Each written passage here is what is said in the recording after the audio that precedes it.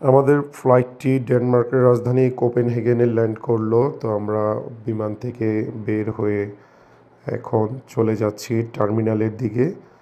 তো এই হচ্ছে কোপেনহেগেন এয়ারপোর্ট টার্মিনাল। তো কোপেনহেগেন এয়ারপোর্ট অনেক নিট অ্যান্ড ক্লিন আমার কাছে মনে হয়েছে, এবং নর্ডিক কান্ট্রি হিসেবে বেশ বড় এয়ারপোর্ট।